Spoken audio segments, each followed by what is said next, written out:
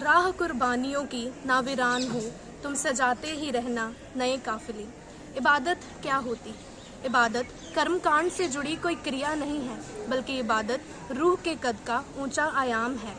भगवान श्री कृष्ण ने फरमाया है कि भक्ति कर्म की श्रेष्ठता में प्रफुल्लित होती है, और फिर कर्म चाहे किसी भी व्यवसाय से जुड़ा हो। भारतीय सेना हर पल अपने कर्म के हवन यज्ञ में अपनी देशभक्ति की आहुति डालकर इसकी पवित्रता को ऊंचे आयाम तक स्थापित करने में कोई कसर नहीं छोड़ती। तभी तो भारतीय सेना पर माँ भारती की अपार कृपा हर पल बनी रहती है। शूरवीरों से भरी भारतीय सेना के कई सिपाही अजीम दास्तानें लिखते चले गए। ऐसी ही एक दास्तान मैं आप सबसे साझी करने जा रही हूँ, जिससे आप सबको ये प्रेरणा मिलेगी कि देशभक्ति भी भक्ति का एक ऊंचा आयाम है, और कैसे एक देशभक्त सिपाही इसे निभाता हुआ देवत्व को छू गया। उसकी रूह ने देशभक्ति को अपने कर्म योग में इतना गहरा उतारा कि वो कर्म और मृत्यु के चक्र से निकलकर अमृतत्व को छू गई। तो आइए मैं सुनाती हूँ आपको एक देवत्व को छू चुके भारतीय फौजी की दास्तान, जिसकी नाथुला पास और इसके इर्द गिर्द पूजा की जाती है। भारत मंदिरों का देश है। अगर हम भारत भ्रमण करने निकलें तो हमें सैकड़ों मंदिर किसी न किसी देवता को समर्पित मिलेंगे। लेकिन सिक्किम की राजधानी गंगटोक में जेलब और नाथुला दर्रे के बीच 14,000 फीट की ऊंचाई पर एक ऐसा चमत्कारिक मंदिर है जिसका देवता कोई इंद्र, वरुण, सूर्य या चंद्र नहीं है, बल्कि एक फौजी है। वो फौजी देवता जिसकी भारत और चीन दोनों तरफ के लोग पूजा करते हैं, और इस चमत्कारिक फौजी का नाम है बाबा हरभजन सिंह। बात 4 अक्टूबर 1968 की है। एक फौजी नौजवान जिसकी उम्र मात्र 22 बरस के आसपास थी, वह नाथुला पास के समीप खच्चरों का काफिला ले जा रहा था। उसका पैर फिसला और वह गहरी घाटी में बह रहे पानी में गिरकर दूर तक बह गया। काफ़ी खोजबीन करने पर भी फौजी हरभजन सिंह का कोई अता पता न मिला। उसे केवल मरा ही नहीं समझा गया, बल्कि उसे सेना का भगौड़ा तक तस्वुर कर दिया गया।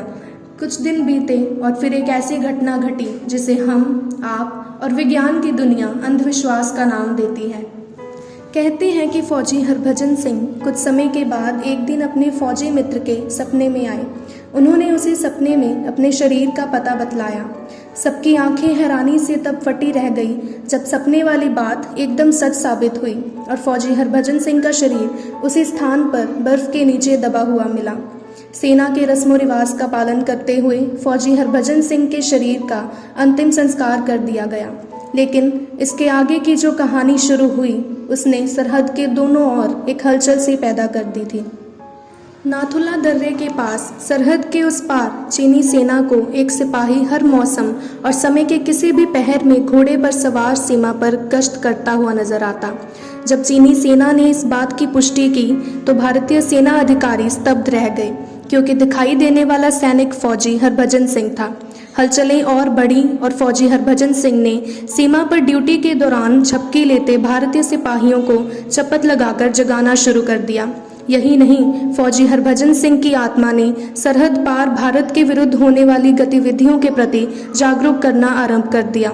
शायद धरती की किसी भी सेना में घटने वाली सबसे विचित्र घटनाओं में ये घटना बिल्कुल अलग थी। भारतीय सेना ने फौजी हरभजन सिंह की आत्मा की अनुभूति को स्वीकार करते हुए उसे सेना का जीवंत हिस्सा स्वीकार कर लिया। उसके नाम का एक कमरा बनवाया। वहाँ उसका बिस्तर हर रोज बिछाया जाता है, वर्दी प्रेस की जाती है और जूते पॉलिश किए जाते हैं। यही नहीं, सेना की होने वाली खास मीटिंग्स में एक कुर्सी हरभजन सिंह के लिए खाली रखी जाती है। हर वर्ष बाकायदा उसे छुट्टी पर भेजा जाता है। रेलवे स्टेशन तक उसके सामान का ट्रंक उसके नाम पर रिजर्व की गई ट्रेन की सीट पर रखा जाता है, और छुट्टियों के बाद उस सामान को नाथुला लाया जाता है और उसे ड्यूटी पर ज्वाइन करवाया जाता है। 30 अगस्त 1946 को पाकिस्तान में जन्मे हरभजन सिंह ने 1966 को इंडियन आर्मी ज्वाइन की थी, और 4 अगस्त 1968 को वे ड्यूटी करते हुए शहीद हो गए। लेकिन देह के मिट जाने पर भी आज 55 बरस से वो फौजी अद्भुत रूप से सेना का हिस्सा बनकर ड्यूटी निभा रहा है और एक चमत्कारिक किरदार का रूप धारण कर चुका है।